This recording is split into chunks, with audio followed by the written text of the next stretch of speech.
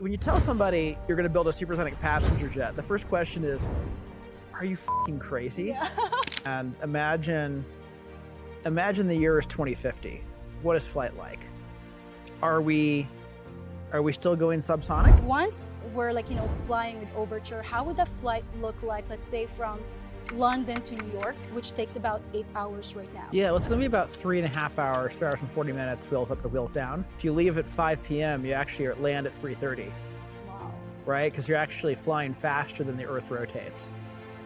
So it's the closest thing we have to a time machine. So I think this will go down in history as the airplane that made supersonic flight legal again. Speed is not how quickly do things happen. Speed is often about, do they happen at all?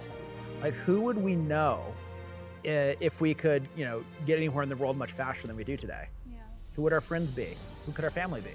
To having over $1 billion in pre-orders for Superpower. Wow.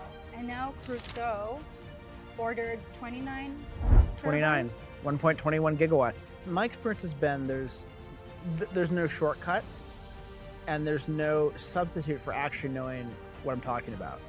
So I spent the first year just learning aerospace, surrounding myself with people who believe in me, not people who are yes people who bullshit, but who actually believe and support is super important, not naysayer. And that's the real team. Those are the real life partners that matter. Like how people show up when you f***ed up. I always ask them this question. So it's like, did you ever get rejected, especially when you were just starting? I mean, like 99.999% of the entrepreneurial experience is rejection. What would I do if not this in life? And I remember thinking this is the thing I care about more than anything else. If we succeed, almost by definition, it's historic. Boom Supersonic has raised nearly $1 billion to bring supersonic travel back. I flew to Denver to sit down with Blake Scholl, founder and CEO of Boom Supersonic, and we recorded this episode in front of XB-1, their supersonic demonstrator jet that broke the sound barrier in early 2025, a historic breakthrough that helped pave the way for the repeal of the long-standing U.S. ban on civilian supersonic flight over land just months later. We talk about their mission to revive commercial supersonic flight and what flying faster than sound could actually feel like with their future passenger jet, Overture. But this conversation goes beyond aviation. In this episode, we also dive into the mindset behind building something that sounds impossible. If you're chasing a big vision, if you're building something that seems impossible, this one's for you. Let's get into it. All right, Blake, thanks so much for having us here today. Thank you for being here. So, Boom is trying to bring supersonic travel back to commercial aviation.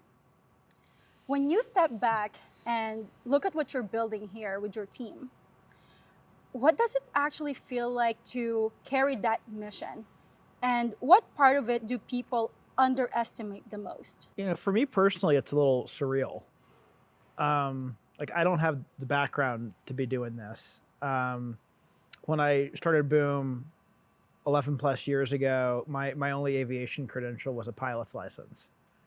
I remember in 2007 being in the Seattle Museum of Flight and walking past an SR-71 Blackbird and walking past a Concorde and thinking, how is it that the most amazing airplanes that we've ever made are in a museum? Mm-hmm. It's okay to put stuff in a museum, but when we've made something better. And I think it was that day that I set a lifetime goal of flying supersonic, and I put a Google alert on supersonic jet.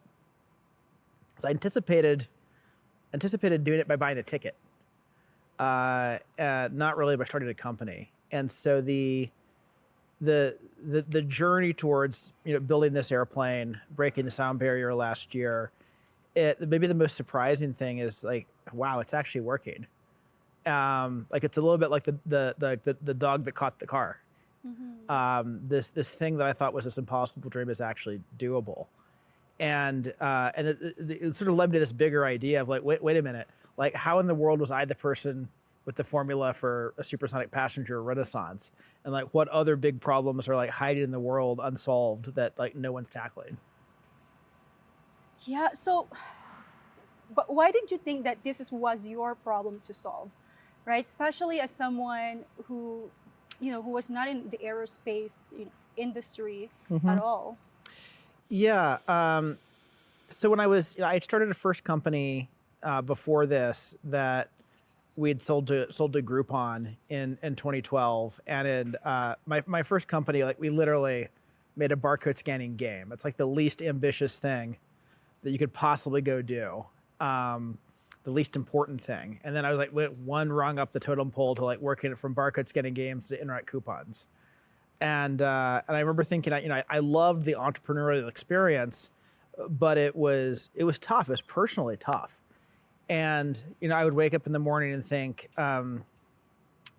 is it worth it? And I kind of wish I hadn't started. And I wanted to do another company. And I never, no matter how tough it was, I never wanted to say, should I have done this? And maybe it wasn't worth it. And so I organized like kind of all my startup ideas by how happy I would personally be if it worked. And I've been passionate about flight like as long as I can remember. And like holy crap, it'd be so cool to build a supersonic passenger jet. And I cared a lot about like not just the technical coolness, but like what it would do for the world. And so that's kind of what floated at the top of my list. I just didn't think it would be, on day one, I didn't think it would be possible. So I have a 9-year-old niece, all right? And I was telling her that I'm gonna come here to Denver, meet you, and how you're building supersonic planes. And she was just like, what did he want to be when he grew up? Did he just wake up one day and decided, I'm just gonna do this? Because as you mentioned earlier, you were at Groupon, and you also had a startup that was sold to Groupon. And actually, when I look at your LinkedIn profile, it's so interesting because it's quite a quantum leap, right? Like, well, before Groupon and before your startup, you were working as a software engineer at Amazon. And then from there, you started Kima Labs, right? And then Groupon acquired it. And then you were working as a senior director there at Groupon for quite some time. And then when I look at your LinkedIn profile, 1 month later, you are the CEO and founder of Boom Supersonic. It's quite a quantum leap. It's certainly a non sequitur. I definitely don't have the resume for this, but I remember back, when I was in my basement in 2014, like trying to decide whether to start the company. I remember thinking like, okay, like take your own ego out of this and imagine the year is 2050. What is flight like? Are we still going subsonic? Geez, I hope not. I hope not. Okay, let's say we're going supersonic. How do I think that happened after basically at that point 100 years of no progress in speed? How do I think would have caused it? Well, it's not like Boeing would like suddenly wake up and build a supersonic jet. Like big companies never wake up and suddenly get enlightened and more ambitious. It'd have to be a new company. And what would that effort look like? Well, it can't be from somebody who was inside the industry because the whole industry is convinced it's impossible. It's going to have to be someone from outside the industry who brought some fresh thinking. And I started to imagine like what do I think a successful supersonic jet startup would look like, and what would be the attributes of the leadership?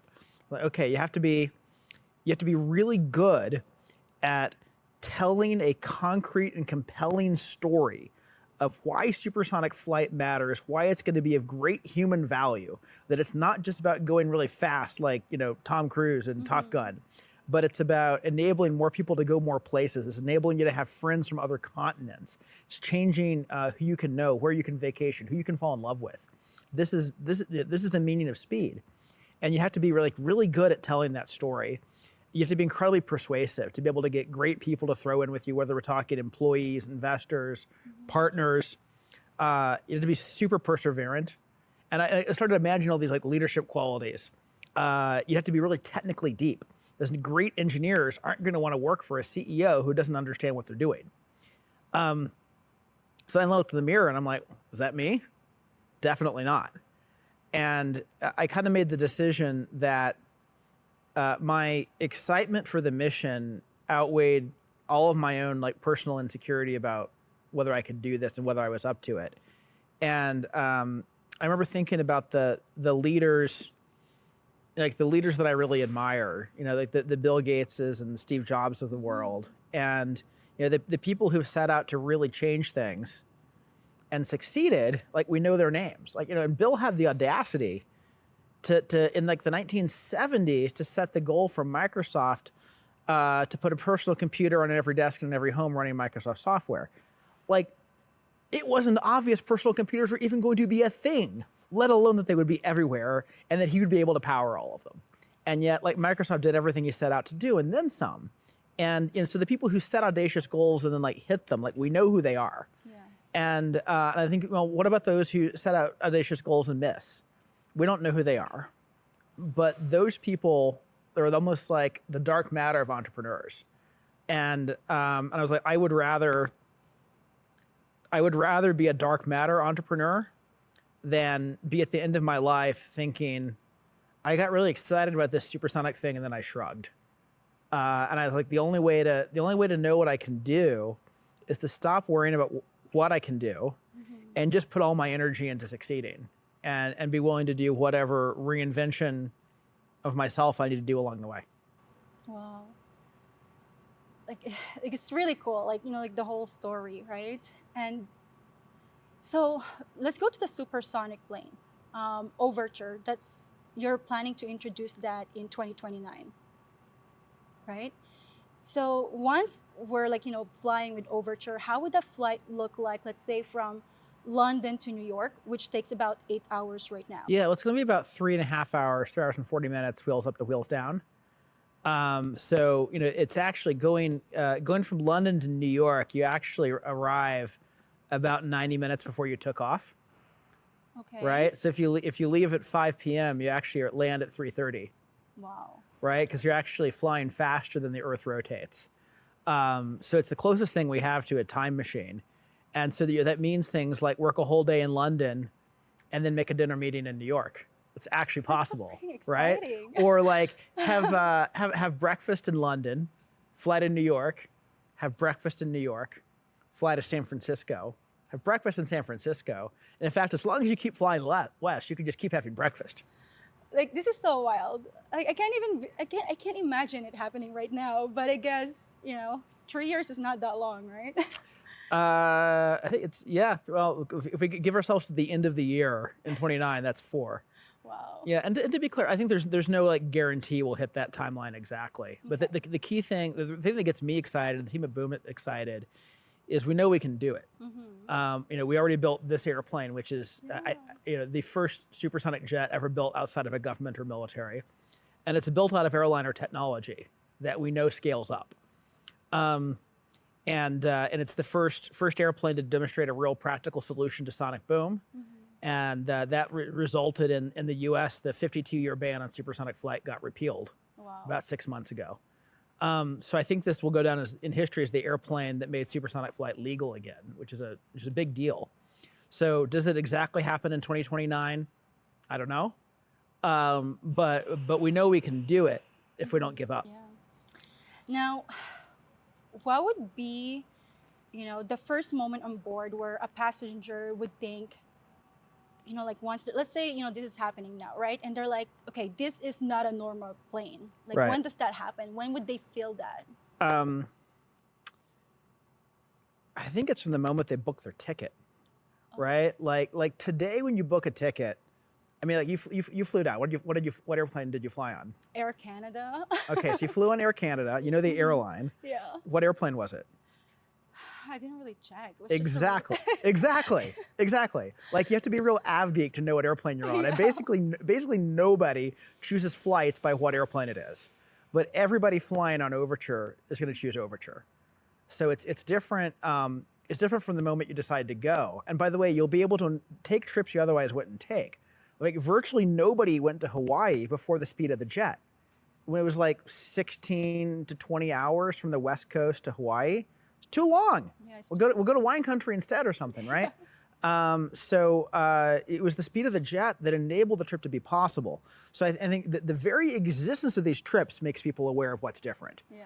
But then if you think about air travel today, we've turned something that used to be inspiring to do as humans, where we get to go climb into the sky at hundreds of miles per hour in near perfect safety and just get this view that not even a bird gets to have.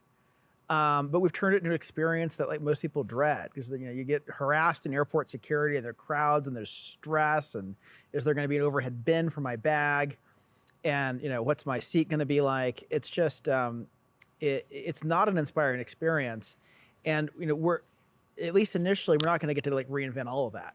Mm-hmm. But the moment you step on board an Overture, we do control what you experience.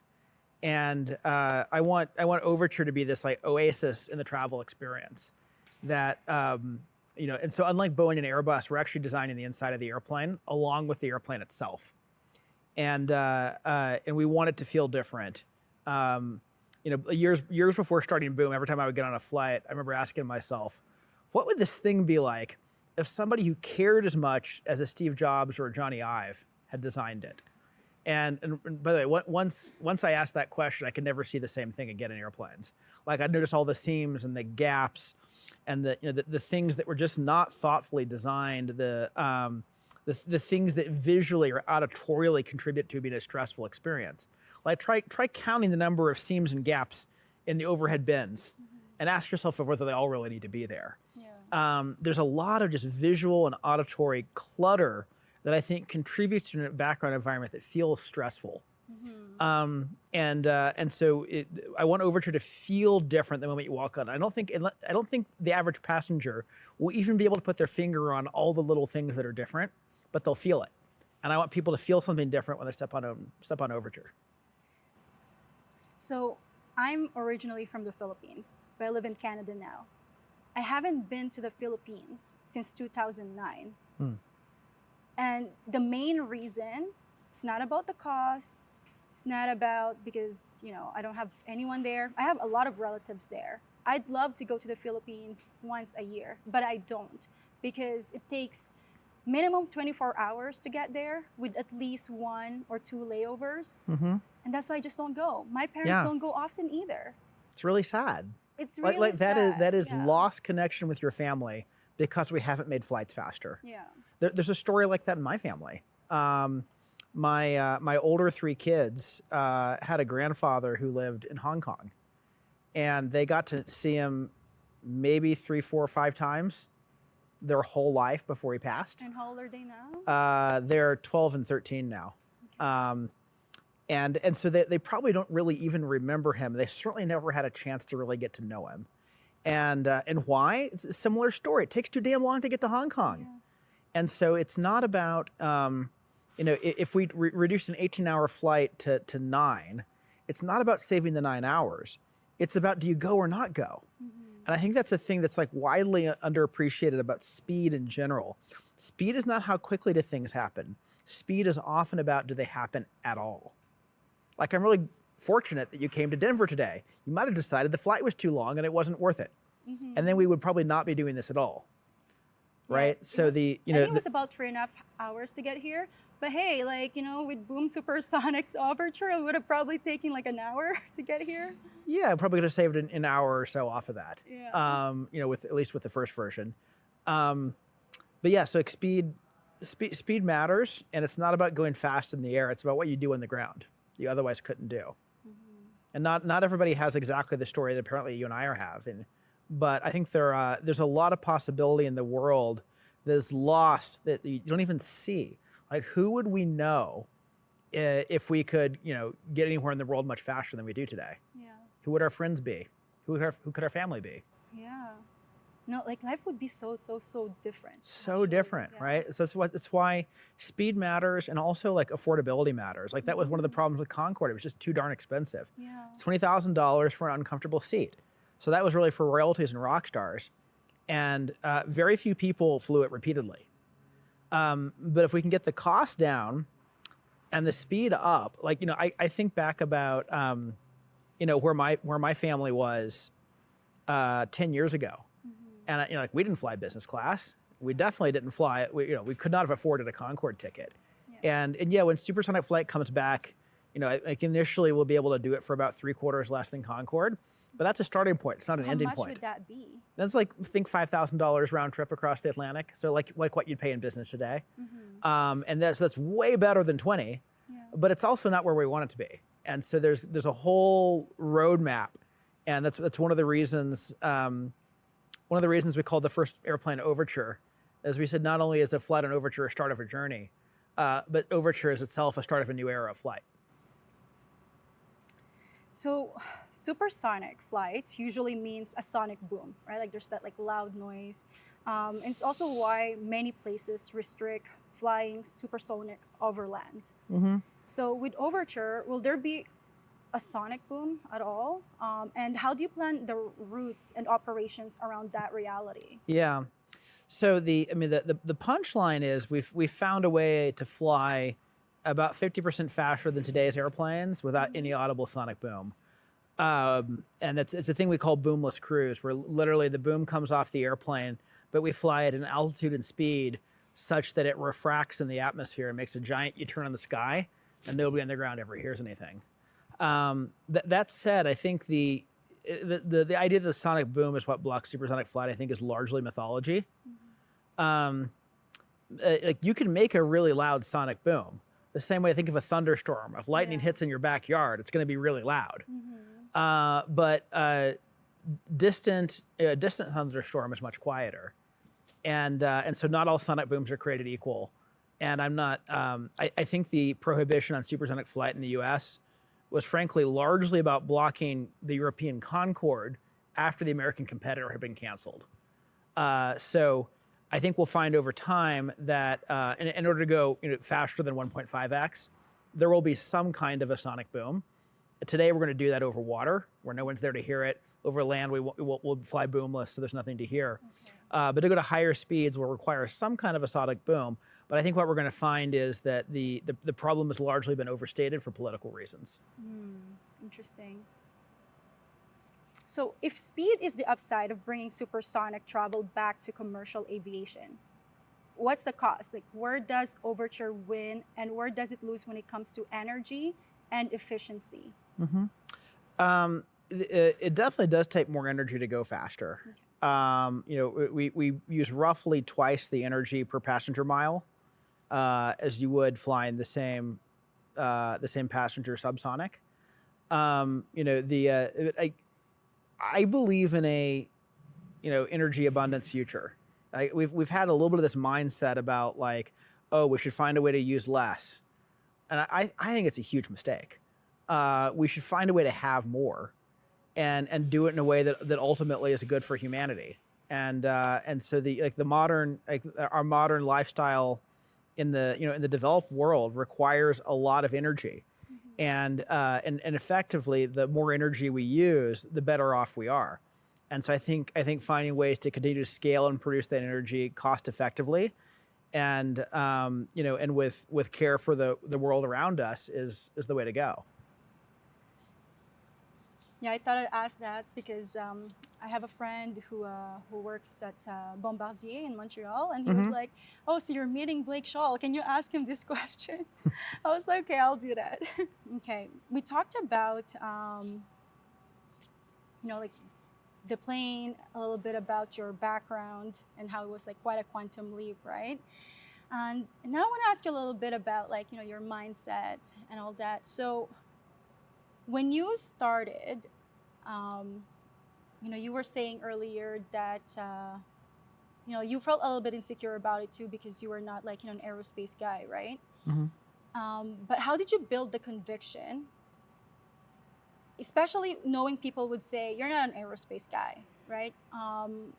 You're a pilot, but, you were never working for an aerospace company, especially when you were raising funds. Like, how did you convince investors? So my experience has been there's no shortcut, and there's no substitute for actually knowing what I'm talking about.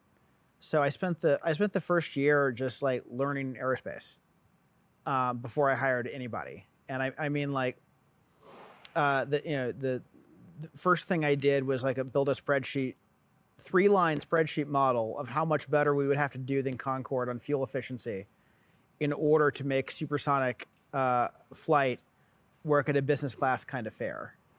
And like, somewhere between 10 and 30% you can make it work. Well, that doesn't seem like a lot. Well, how could you find that 10 or 30%? And so I bought a couple textbooks on aerospace engineering, and I found like the math went over my head and the physics went over my head. And so like, great, I went and did remedial Khan Academy physics and calculus so I could understand what I was reading. And I went and read the books and I did the problem sets. And I took an airplane design class and I built the spreadsheet model of the airplane. And my point in all of this is I think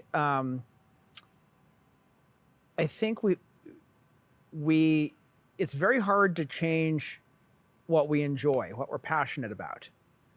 But what we know how to do and what we understand is totally changeable. And I think people underestimate what they can learn if they're first principles oriented and motivated. And I was super motivated. Like I spent a year learning 101, and I keep trying to expand, my actual understanding of the things that matter. And so it's not about like go hire an expert and trust an expert. I think that's actually a terrible thing to do. The way to use experts is to use them as teachers to help to help me understand things that I need to understand, and then in-source that understanding. And I have to have that for myself.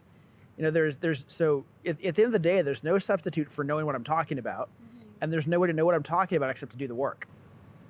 Well, it's so inspiring because I love how you're showing everyone that you're not stuck in one field. If you want to change your career, you definitely can. Mm-hmm. And it looks like you followed your passion, right? Yeah, sometimes I find myself thinking, like, if I could have one irrational wish, like what would my one irrational wish be? And I look at my life and I think about like all the mistakes I've made and things I wish I'd done better. I'm like, man, I would love to be reincarnated. But what do you mean reincarnated? You're doing pretty cool here already. But what I realize is I did get reincarnated, and I can get reincarnated any moment I want to. Like there's like the being held to what we've done in the past is like a sunk cost fallacy. Like we can change, we can start over. Like the second life starts today. Yeah. And I think we at least I grew up with this like erroneous notion that we're supposed to go to school and learn more and more about something, and then we're supposed to do that something and know more and more about it, and eventually become an expert. And by the way, by the time we're an expert, we're completely useless because now all we are is steeped in the past, and it's bullshit. You can learn, you can change direction, you can learn new things, and and my experience has been that like that makes life a heck of a lot more interesting and a lot more fun. Yeah. And once you learn that you can do that, it's kind of addicting. Yeah, no, it's really inspiring because that's kind of like what I'm doing right now. For over 10 years, I was working for tech companies, mostly software, and then after that, I quit my job in tech last summer. And I was like, okay, I have this skincare brand that I've been building on the side. So I thought I'd try to scale it. And then I decided I'm going to start a podcast too, right? And I'm learning that, look, you don't have to like stick with, the script. You could live life off script. And I feel like that's what you pretty much did. And that's why I thought like your story is so fascinating and so inspiring because, like, again, you're telling everybody that, you don't have to live life the way the society tells you should live it. Right? Like your story is pretty unconventional. Yeah, I mean, I remember when I called my mom and said, "Hey, I think I'm going to work on bringing back supersonic passenger flight," and she said, "Shouldn't you work on something you know something about?" And it's I don't mean that to like dunk my mom, but it's like standard bad advice. You should work on something you love. That matters way more. And I think if you work on something you love that you believe matters, the knowledge is going to follow. Yeah. Now, let's talk about rejection and resilience, right? So a lot of entrepreneurs that I know, that I'm friends with, I always ask them this question. So it's like, did you ever get rejected, especially when you were just starting out? And like, I how does it feel like? How do you like bounce back? What I keeps mean, you going? like 99.999% of the entrepreneurial experience is rejection. It's a successful fundraise can be one in which you pitch 1,000 investors and one says yes. Wow. Like literally. I don't know. I guess I have lots of experience with rejection. I think I look back and I was lucky to have an early childhood experience with my grandfather, but I think in some ways prepared me. His retirement hobby was gardening, and so he like had way more fruits and vegetables than he would possibly ever eat. And we load them up in my wagon. I was a little kid, and we'd go door to door and knock on doors and like ask people if they wanted corn or beans. And I think in some ways that was like my training ground for like cold calling, or like being okay being told no and moving on and going to the next one. And it's I think you just can't judge yourself by other people's reactions. And if you can't handle the rejection as an entrepreneur, you won't last very long as an entrepreneur. It tends to my experience was to toughen me up. Yeah, the way I see rejection is like, it's just a redirection, right? Mm-hmm. If they don't want what you're offering, or they don't want to buy into your idea, then it's okay. It's just not the right fit. Or you can try again tomorrow. Right. I mean, no really means not now. Yeah. Or you didn't convince me. Exactly. Right. And it might be the wrong fit. It might be the wrong investor. It might be the wrong customer. It might also be the wrong pitch or the wrong product. And that's what makes the like entrepreneurial rejection, I think, tricky. Is it's not obvious whether it's a fit problem or a pitch problem. And I find every time I go do any form of sales, be it fundraising or selling product, and I get told no, the hardest part is figuring out was it the wrong target or the wrong pitch or the wrong product. And the answer is sometimes some combination of all of the above. But being able to separate that out and then adjust the things that need adjusting and or move on is tricky. And there's no padding. If there's a pat answer to it, I've never found it. And let's talk about hard moments that shape you, especially maybe in the early days of Boom. So what's one challenge that genuinely tested you as a founder? One that changed how you lead, how you think, or how you handle pressure?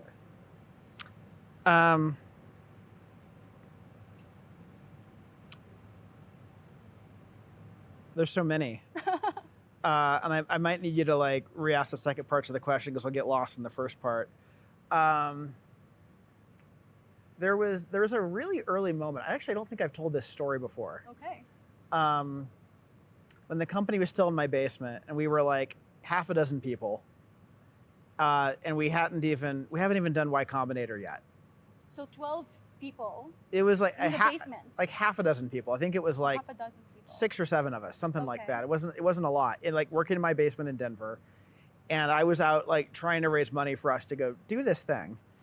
And one of the potential investors that we met got really excited about it. This is an entrepreneur who founded a company that probably a bunch of people would have heard of. And he got so excited, he wanted to get involved. And his pitch was basically like, dude, I'd be able to do this way better than you can. And actually, you should like recapitalize the company and put me in as CEO. And I'd be able to raise, he's like, I'd be able to raise $1 billion for this.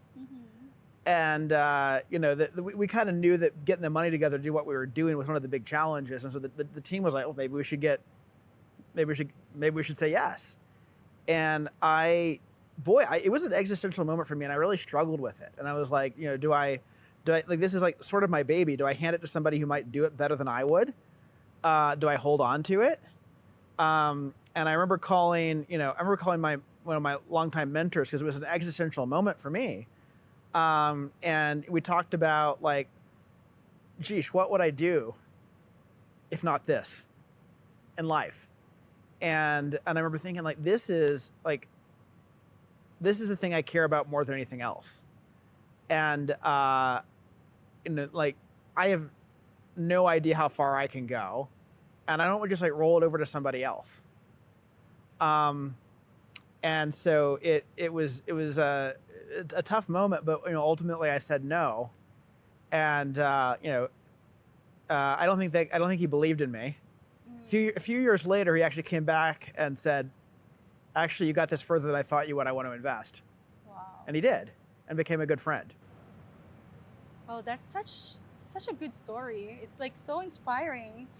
But if I think about a bunch of these like little moments that have happened along the way that have tested me, like one of the things as a through line for it is not to give up on myself. Yeah. And I think, at least my experience has been, it's normal to feel some insecurity. And what I've tried to do is like put that aside and just do it anyway. Yeah. Yeah, you have a lot of self-belief. And Sort of. yeah. Like, I don't think I know a priori what I can do, but I'll bet on myself. And do you have like people around you who strongly believe in you? Like, does that help? Or is it like really just you believing in you? I think it's super, super important to, actually, I think if I think about my good people decisions and my bad people decisions, whether I'm talking at work or personal life, like surrounding myself with people who believe in me, not people who are yes people who bullshit, but who actually believe and support, is super important, not naysayers. And the real test is how people show up when I make a mistake. And is it, I knew that wasn't going to work, I knew you were wrong, or is like, that's okay, man, let's pick up the pieces and figure this out, and I'm going to support. And like that's the real team. Those are the real life partners that matter. Like how people show up when you fucked up, that matters. Oh, that's a good one. That's a really good advice, and I really believe in that. Because there's gonna be times when you lose your self-belief, you lose your confidence, and I think when you are around those kind of people who believe in you, maybe even more than you believe in yourself, that can really help you keep going, right? And I yes, and I think from a team, like look, there are a zillion decisions involved in building a company, and nobody gets them all right. You got to get enough right, and then having a team that supports when you've made a mistake and helps the thing recover is super, super important. So here's the thing: we met on Twitter. I mean X, right? And the artist formerly known as Twitter. Yeah, I'm so happy that Jack Dorsey built Twitter, and then Elon, bought it and saved it. And I love how it actually, get people connected, right? And it makes it easier for people to connect and even to communicate their message. And I see that you're on X a lot. I don't play any sports except X. It's like your hobby.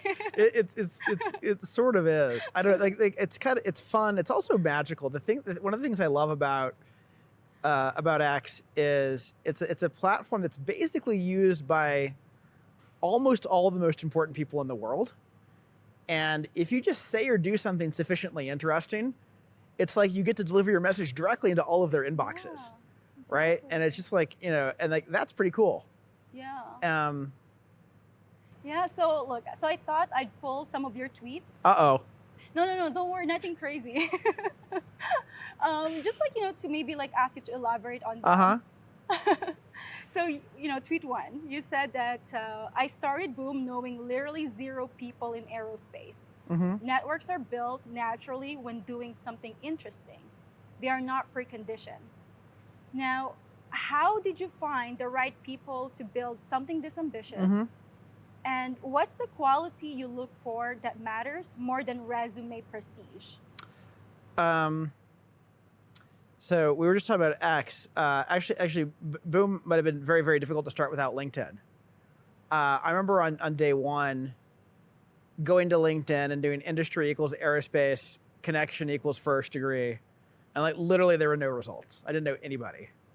I'm like, okay, second degree. And there was a guy who now worked at SpaceX who had played hockey in college with somebody who worked for me at Groupon. And I emailed my, my former Groupon colleague. I was like, hey, do you know Jamie well enough to introduce us? Because I'm working on this thing in aerospace and it's still early, but I'd love to get some feedback. And it was like, sure, I'll introduce you. And so I flew down to Hawthorne, where SpaceX is made, or SpaceX is based, in a little airplane that I flew myself. Like literally, my only cred is I could show up to the meeting in an airplane I'd flown. And I mean like a little like single engine airplane. I'm not talking something fancy. So I talked to this guy Jamie, who's become a good friend and an investor in the company now, about what I was doing and why I thought it made sense. And when you tell somebody you're going to build a supersonic passenger jet, the first question is, "Are you fucking crazy?" Yeah. And they don't always say it out loud, but it's always the first question. But if you can convince them, the answer might actually be no. Then the next question is always, "How do I help?" And because people want to get involved in this, particularly people who've gone into aerospace, like they want to do amazing, inspiring things, and the industry has gotten sleepy, and there are not many of those things happening anymore.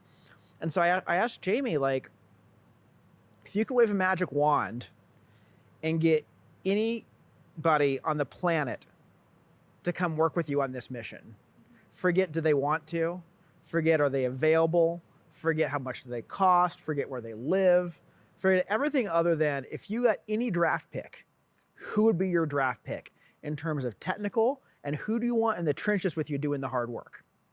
And Jamie said, I'll give it some thought.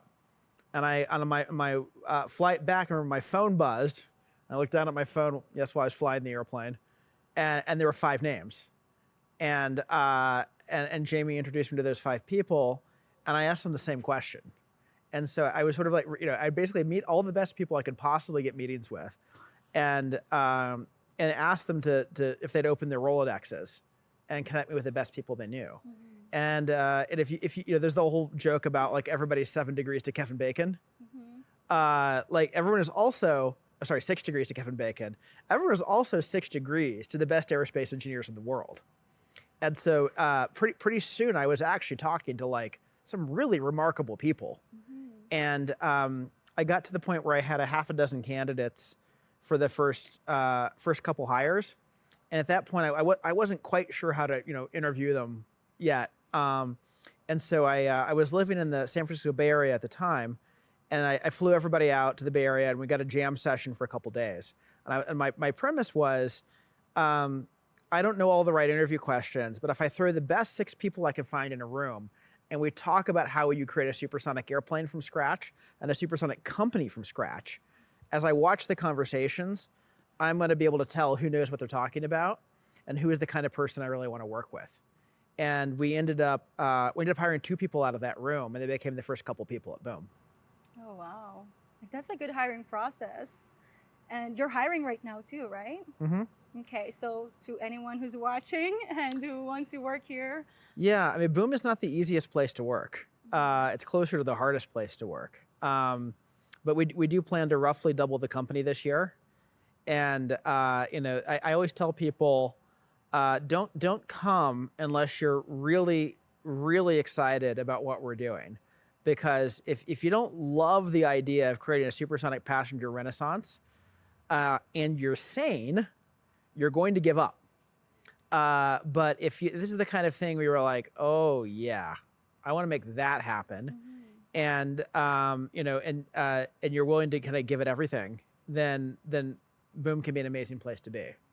And my company building goal is to make this the place where the best people on the planet can be inspired and enabled to do the best and most meaningful work of their careers. Well, what you guys are doing here is history in the making. And it's freaking cool. Like, you know what I mean? It's like you guys are revolutionizing commercial aviation. It's a little bit of a funny mission where like if we succeed, like almost by definition, it's historic. And it's a little bit of a mindfuck in some ways. but I also find it just like super inspiring. We go do this. We've like meaningfully moved the world forward, Yeah. and we know exactly what we have to accomplish to make that happen. And there are not many things in the world where it's like, okay, if I do this, I know I've moved humanity forward. And so that's, it's really awesome. We have a chance to do that here. Yeah. Like even I'm inspired just, reading your tweets and talking to you right now. I'm like, wow, like, I think it's so cool how like, you're able to do this and to be in this position, right? Mm-hmm. So that must be like, a lot of responsibility. And like, how do you sleep at night? I actually sleep pretty well. Yeah. Not always, but the I try to put a lot of coins in the health bank and like kind of good practices bank because it makes me more effective. So I've got my 8 sleep, and I try to put my phone down a little while before bed. I wear my Aura, track it all. Mm-hmm. And I saw it on X. I keep saying Twitter. I don't know why. I saw on X that you're really into like working out and also like staying healthy, right? I've gone through cycles on it, but it's easy to start, it's hard to maintain. But I've made some progress in the last couple of years, and generally I find it's worthwhile. I want to be around for a while, and I want to have the energy to do things, and taking care of myself helps enable that. Yeah.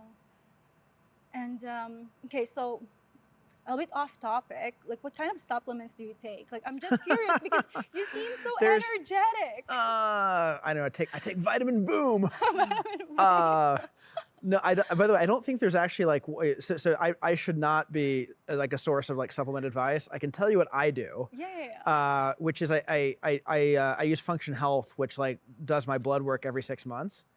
And so I'm in this like feedback loop where like I started with something basic. I do my blood work every 6 months. I look at what's off, and then based on what's off, I adjust. And so I don't think there's like one supplement answer for all, but it's like, but if you can optimize what you measure. And so I try to measure where I'm at, and then add the things that seem like they'll move the needle. And I've had some great people help me with it. Mm-hmm. That's really cool. Especially because you have kids too, right? You want to have the energy to show up for your kids, for your team here, right? And even to do these interviews, and to do your job. So yeah, no, it's important to be healthy and to have all that energy.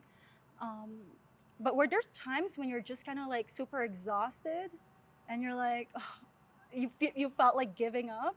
Or did you have those kind of There's certainly times where like, I didn't know how we were going to get through something. But that's different from saying I feel like giving up. Mm-hmm. I think I very deliberately engineered this place, or engineered the mission for me personally, such that I would never want to give up, even when it was, even when it was like, well, we just got the equivalent of a stage 4 cancer diagnosis. And that's happened. Boom has had probably an abnormal number of near-death experiences. But we found a way to beat the cancer, so to speak, and here we are. And I think in a certain sense, there's only one thing that causes any startup to die. One thing. It's the founder gives up. One thing. As like any other problem is solvable. It might involve like exponentially increasing amounts of hell. But you only really die when the founder gives up. And I think you can engineer. My experience has been by optimizing. I think founders should be selfish. They should optimize for what they love, because it'll make it actually increases the odds of success, because it makes it worth not giving up. Now, I have another tweet here that I wanted to read to you. Uh-oh. People called us crazy for building our own engine. I was nervous, but it turned out to be the best thing we ever did. Enables boomless cruise, a radically more spacious Overture interior, and now the 42 megawatt superpower turbine, which makes the rest financially feasible. Can you tell us first about this superpower turbine? Yeah, so this was a big breakthrough we announced a couple months ago. So we're building our own engine to power the Overture Supersonic airliner, and happy to tell the story about how we got there. But when we started that project about 4 years ago, we knew if we ever wanted to convert it to a power turbine for electricity generation, the same things that make it a great supersonic engine would make it just like the best power turbine in its class ever made. Like long duration, full power operation, ability to take a lot of heat, the latest material science. But we kind of thought that was of academic interest. And last March, right after XP1 had broken the sound barrier, it goes back to Twitter, scrolling Twitter, and I'm reading about how AI, X, thank you. Reading about how AI companies can't get enough electricity. They've resorted to building their own power plants. And the need for this is so urgent and so significant that the power turbines you need to build the power plants are sold out. And I remember thinking, for 10 years, I've been trying to think about like what could be Boom's Starlink. And by Starlink, I mean like Starlink is sort of the thing SpaceX did that made their main mission way more financeable. And I was like I've been trying to figure out, how do we make supersonic passenger flight development more financeable? Like, well, maybe this could be the answer. And it was about 90 days from scrolling Twitter, X. The find replace in my brain, it probably does not work well with that one. To having over $1 billion in pre-orders for Superpower. Wow. And now Crusoe ordered 29 29, turbines? 1.21 gigawatts. That's crazy. Like how many? Sorry, 1.21 gigawatts. Oh, wow. Yeah. So now you have Overture that you're planning to introduce to the market in a few years, maybe 2029. And then now you also have Superpower, right? Mm-hmm. So how do you ensure that you're able to build both without, without one taking away from the other? Well, we actually do have to be very careful what we prioritize. I think the failure mode is we end up with half a supersonic jet and half a power turbine and a whole lot of nothing. So I'm not going to let that happen. So we're very clear about how we're going to go through this. And step one is make our engine work on the ground as the power turbine, as Superpower. Ship that first, field proof it, then do the airplane. And so right now, something like 90% of the companies working on the power turbine, and we have a small but mighty team working on the airplane, and that gets that gets the horse out in front of the cart. Yeah. And you said on that tweet that you were nervous, right? When you thought about building your own engine. Now, how do you tell the difference between this is reckless and this is the exact bet we need to make?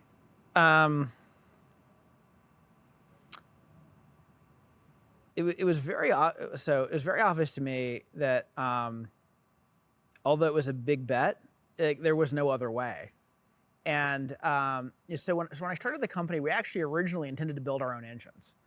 And along the way, like one of the very first people we hired was an engine designer. And like it was on week 2, working in my basement. He's like, "Hey, I think I found a way to adapt a Rolls-Royce engine." And and then we won't have to build our own. And boy, that seemed like it would save a whole bunch of work. And thus ensued about 5 or 6 years of wasted effort trying to make that actually happen. And in my mind, looking backwards, I think that was always foolhardy. Like, can you imagine the success story that is SpaceX had Elon outsourced his engines to like Aerojet? Mm-hmm. It would have taken them 5 years to decide whether they want to do it. And if they did do it, the only thing they would offer was like a warmed over, space shuttle engine that's, decades old. Guess what? That was our exact same experience with Rolls. Takes forever for them to decide whether they want to do it or not. And the most they'll do is tweak another engine. And so I think SpaceX was absolutely enabled by Elon's decision to vertically integrate propulsion. And so we had a very, very famous, very public kind of breakup with Rolls before we were really ready to announce our own engine strategy. And so that was definitely one of those like startup near-death experiences. And I remember being in the middle of that, and I was at a talk that Brian Chesky gave, who is the founding CEO of Airbnb. Mm-hmm. And Brian was talking about having led Airbnb through COVID, and what an incredible crisis that had been, where like basically overnight their whole business fell apart. And when we had our breakup with Rolls-Royce, it was like the equivalent of like overnight our whole business plan fell apart, at least in the eyes of the outside world. Brian said something that really hit me, and he said when you're leading through a crisis, what you have to do is get back to the core of who you really are and who you've always wanted to become. And it was as if Brian had stood on stage and said, Boom should build their own engine. It was like, that's what I heard and felt. It was like, yes, this is absolutely what we should be doing. And like, heck, my own team doesn't even necessarily believe we can do it. But I'm going to go figure that out. And it turned out to be the single best thing we ever did. Yeah, and it's like a synchronicity in a way too, right? I don't know if you know that term? No. No, it means meaningful coincidences. Carl Jung talks about that. Yeah, I mean, I think this goes a little bit to my view of like I have a different view of luck that I'm forming. There's sort of this conventional like, oh, luck matters a lot in success, and like good luck is good and bad luck is bad. I tend to think that like bad luck is information, and good luck is opportunity, and the key thing to do is to listen really carefully to both. And our Rolls-Royce engine deal actually got to the most amazing thing about our relationship with Rolls-Royce is that it almost worked. Like it actually got to the point where they took our engine program to the board for approval. And we were hoping to get the phone call that said, we got the approval to build an engine for you. Instead, we got the phone call that board meeting didn't go like we thought it would. The CEO got fired. And we could be like, oh shit, that's bad luck. But I think what it was really telling us was reality telling us how incredibly fragile this idea of outsourcing a key component was. Yeah. That was reality telling us we had a bad plan. And I think so. Bad luck is like what you got to listen to, and I think good luck, like scrolling X and noticing that power turbines were sold out. From a certain angle, like it's incredibly lucky, and we had nothing to do with like creating AI and creating like the sudden energy demand that happens to coincide with our engine program. We get zero credit for that, but I do think we get credit for noticing and deciding to take advantage of it. And I think it's really like, as I've noticed the like good luck moments happen, in many cases, but not for like noticing something in our peripheral vision and like bringing it into the center of our awareness and bringing it into focus. Were it not for those things, like some of the best things that ever happened could have passed us right by. So it looks like you're really good at connecting the dots too. I think if you, my experience has been that you got to know what your most important challenges are and really sit in them. And you got to notice what context you're living in and notice when context changes. And when I do both of those things, then my ability to notice something when it matters is much better. All right, so you share about your kids and fatherhood on X. How has becoming and being a dad changed your ambition, your risk tolerance, and your time discipline? And what systems keep you present at home while building something this massive? There's a lot in there. By the way, I don't claim to like be an amazing, perfect parent by any stretch, or an amazing, perfect CEO. My kids are pretty good at reminding me when I'm not present. Dad, you're on your phone. Didn't we agree on a no phones at the table rule? Oops, thank you for telling me. I am often like surprised at how often there's a leadership lesson I learn at work that I turn out and carry home, or there's a parenting lesson I learn at home that turns out to be the same thing I need to carry into the office. I'll tell a story. When he was 9 or 10, one of my boys went through a kind of a lying phase, and at first I was very like moralistic about it. And I was like, don't it's important to tell the truth and it's unacceptable to lie and blah, blah, blah, blah. And, and he would kind of run to his room and like hide his head in shame. And and what I figured out over time was to get really curious about why he was lying, and it turned out he was lying to hide mistakes he was ashamed of. And and like the thing that like crystallized it for me is like I watched him make a bad move in at a chess game, and he takes his finger off the piece, and then he like lies about his finger coming off the piece. Like, dude, we all saw this, but he was like embarrassed at the mistake, and wanted to undo the mistake because he was afraid of what would happen to him. And what I realized as a parent was I needed to normalize making mistakes, and we'd had some like dinner time rituals. Where we do gratitude or whatever, and I was like, "Hey kids, we have a new dinner time routine. It's called Mistake I Made and Lesson I Learned." Oh, wow. And I kind of thought, oh well, geez, no one's gonna want to share their mistake. I'm gonna have to share one of mine. But no, everyone's like, me first. And not only suddenly did it become cool to share about a mistake, it sort of reinforced that it's important to catch the learning. And I also caught them sometimes drawing all the wrong conclusions. I'm like, wait, no, that's not the conclusion. Let me help you find the right conclusion. And it took me like a stupid amount of time after that to realize this is the same thing I need to do at my staff meeting, because in corporate environments, we're all still afraid of being in trouble for mistakes. And normalizing sharing learnings when something hasn't gone right, it brings out more candor in a corporate setting just the same way. By the way, it took about 6 months, but my son completely quit lying. Like, that honesty problem is solved. Wow. And it was about getting to that root cause and normalizing the learning from mistakes, not hiding mistakes. And so how about this?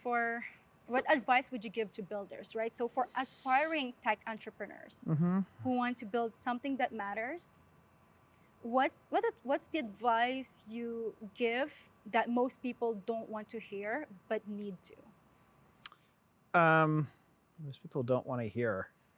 But they need to hear. I remember something that one of my mentors, asked me years ago that stuck with me. And it was, why are you here? And he meant like on Earth. Like, why are you on Earth? The question, the question really drew more of my attention to more ambitious things. Like, what am I accomplishing? How am I leaving this place better than I found it? And for me, I think it's very meaningful to like make the biggest dent I could possibly find a way to. And I remember at one point having passing that conversation forward to another entrepreneur. And I think these guys were like another startup they were doing like blog-based advertising or something. This was a while ago. And they wanted us to do some stuff to help them launch their startup, and we did. And at some point the guy called me up and he's like, founder to founder, what advice do you have for me?